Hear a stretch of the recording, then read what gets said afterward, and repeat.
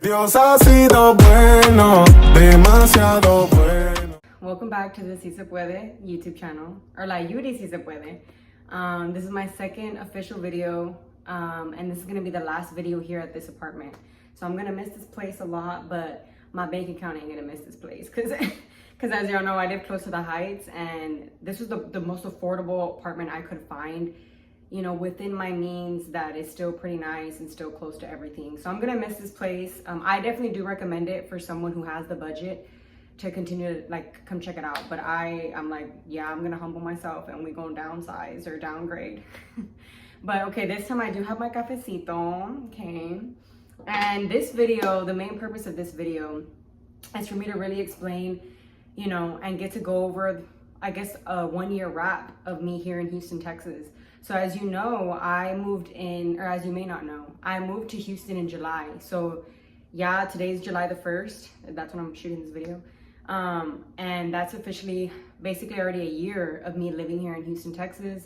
It has been an amazing year, a year of struggle, of challenge, of growth, of maturity, of just discovering who I am and discovering the potential that I have that I didn't know I had. So in my previous video, I did explain a little bit that I moved to Houston because of my job, which I'm so grateful to God that I have a job, because it's hard, even if you have a degree, to have a job, to get a job. If I look over here, it says I have my computer, because I'm like, I want to stay on track. I want to go point to point to point. If you know me, like, I'm very upfront, I'm very straight up, like I would just say it how it is. I have no filter, which that has, you know, caused some trouble, so I got to be careful. But y'all know this is, I guess, my channel, so I can say what I want.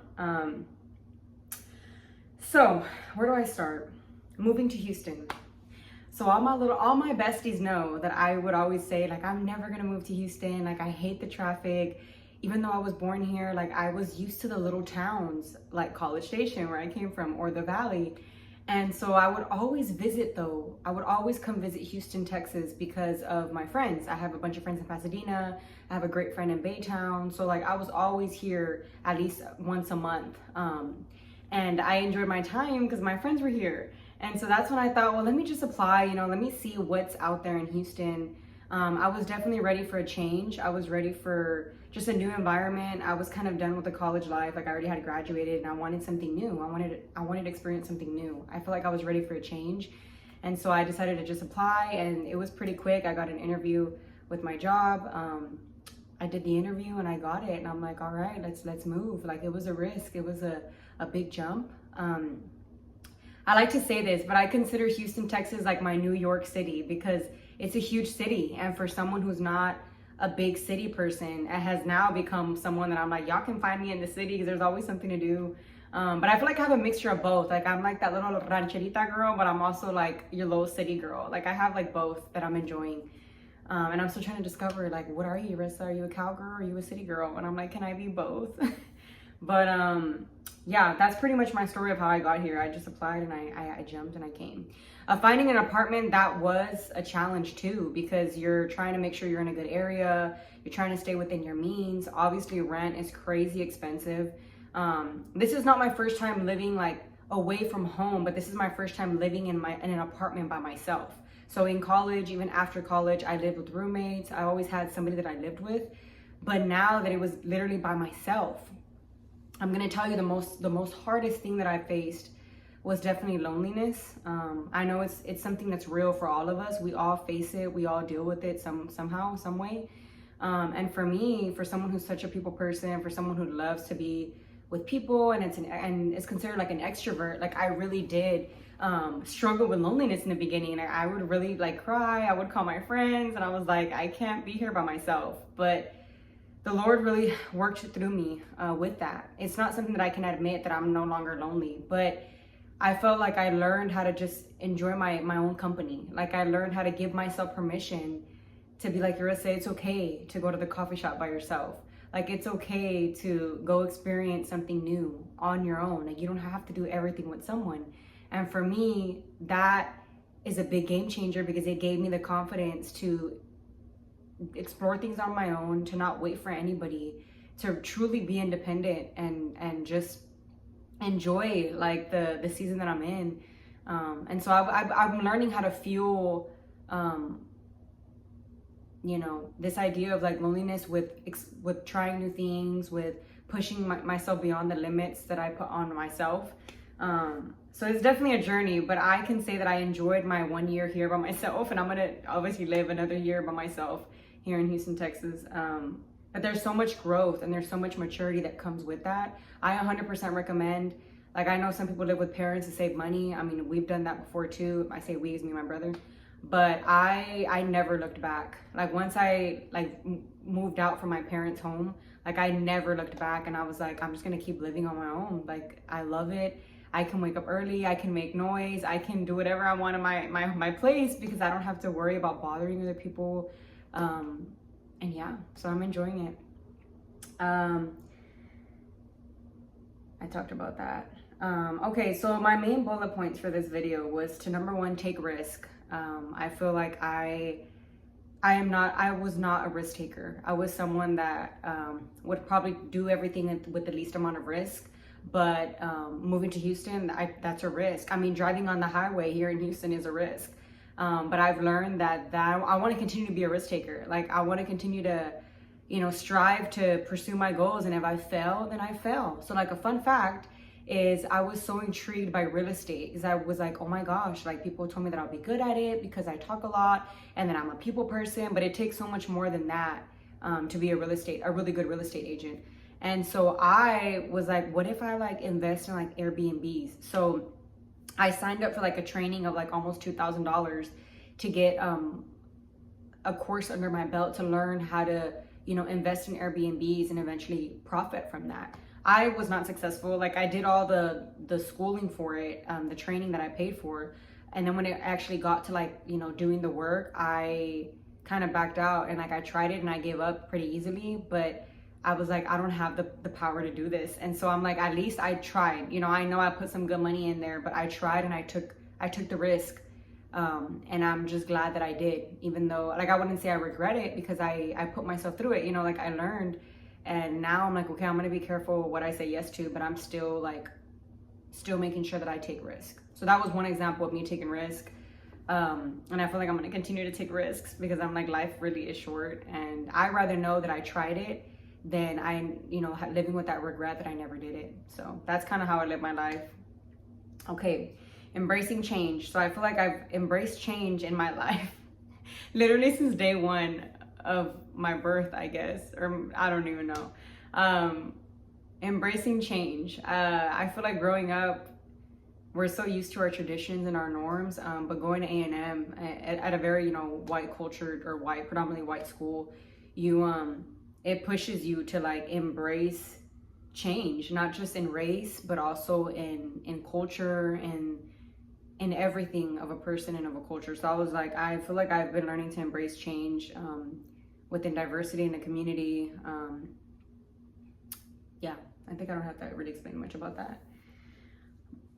Some of the last few things is stepping out of your comfort zone and challenging yourself. So this is something that I've been even challenging my best friends within our little group chat. We're like, okay, like this is how you're gonna challenge yourself, and we have to keep each other accountable for that. And so I really felt like, for me, challenging myself is taking more responsibility and doing things that I normally don't do.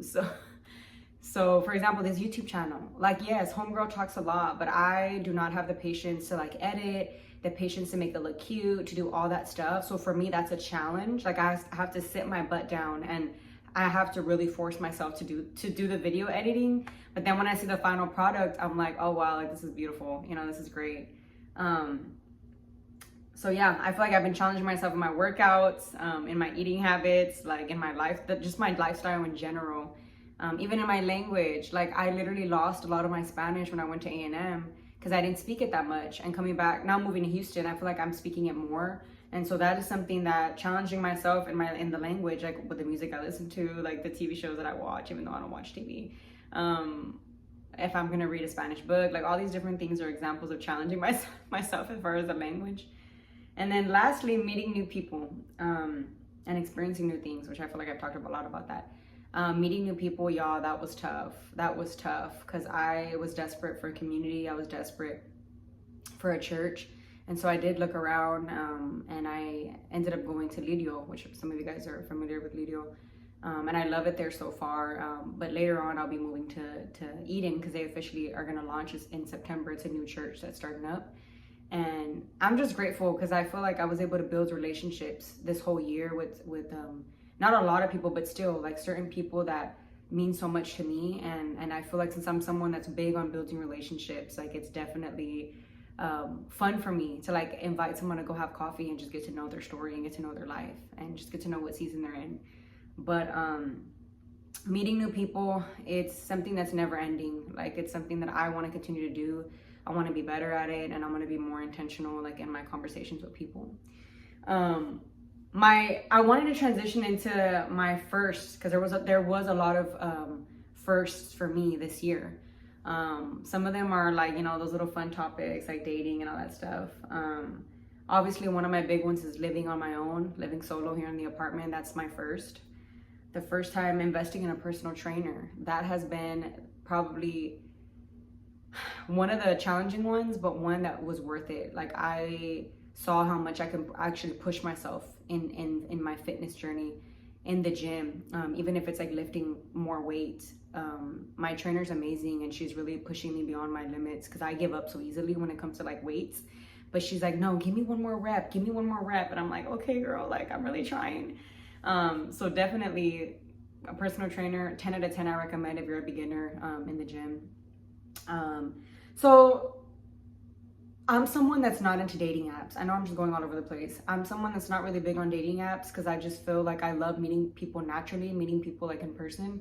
But I understand with the business of life, like it may not be as realistic for us to meet as many people as we would like. So I did try dating apps because my friends encouraged it. And I didn't have a good experience. I tried it out. I think I only went on like 2 dates and I did not have a good experience. And so I right away, like I got rid of it. But I can say that I at least, you know, I tried it. So it's something that I never thought I would do, but I tried it. I'm not against it, but I don't know where I'm at with it. I think right now I'm just neutral because I just felt like I didn't have the best experience. But then I've heard great stories of my friends that they've met their significant other through there. So I was like, okay, girl, like, I guess it works for certain people and it works for not certain people. And I guess that was one of those. My first boyfriend. So I guess fun fact, I've never had a boyfriend. Some people think that's crazy. They're like, I don't believe you, but I'm honest. I'm being honest. I've never had a boyfriend. And so this year I did have, I was gonna say I was blessed to have a boyfriend. I had a boyfriend recently, and he did break up with me for personal reasons and for, I guess, compatibility and stuff like that reasons. But that is something that I'm still going through. Like I'm still trying to heal through that, to be realistically honest.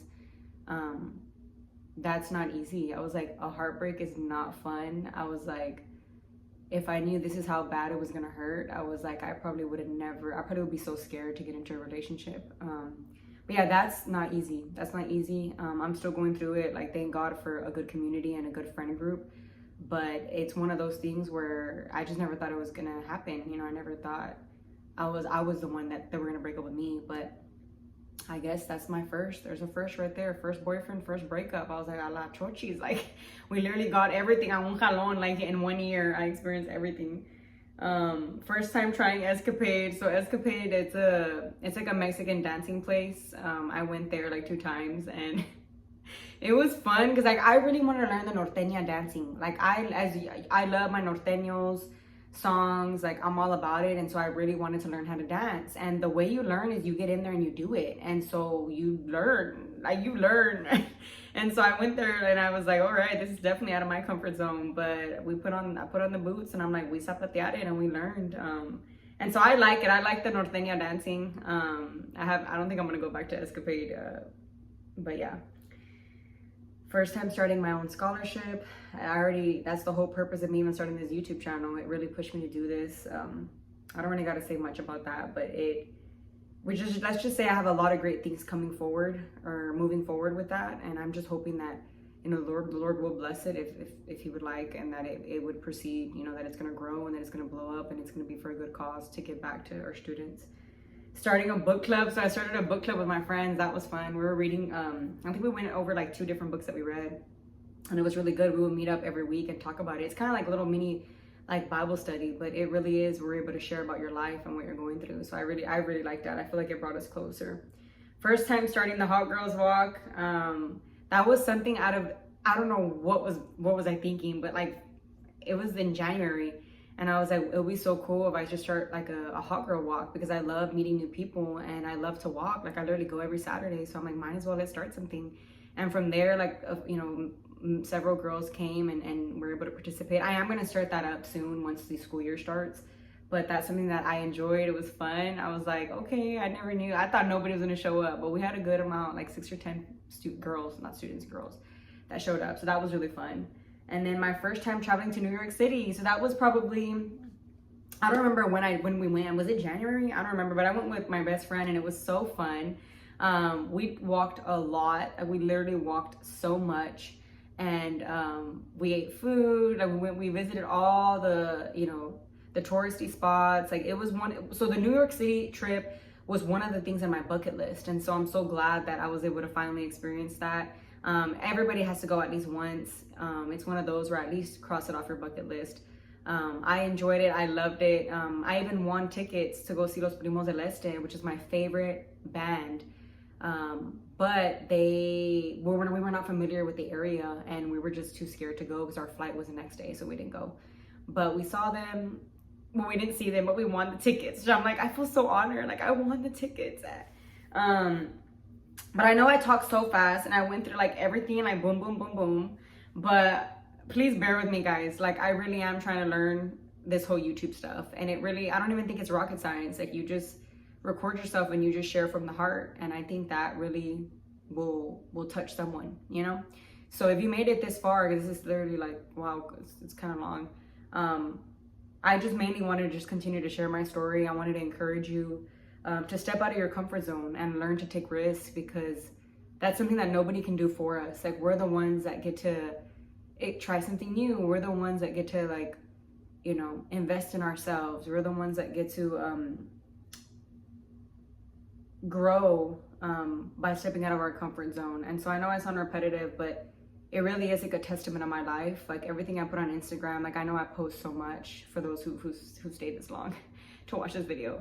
I post a lot, but I try my best to be as honest and as truthful as I can be, because I don't want to be someone that's fake.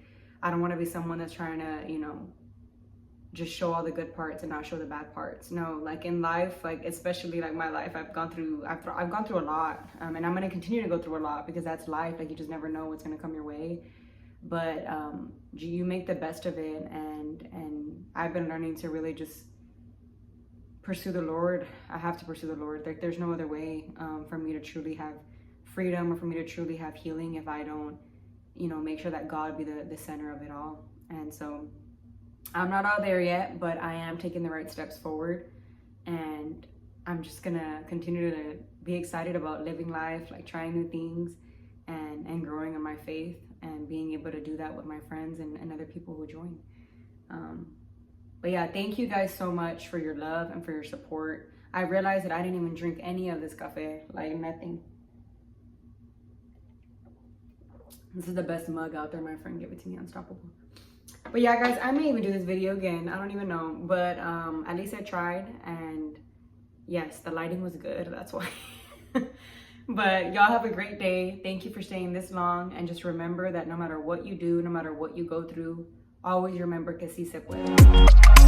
On the beat, bro.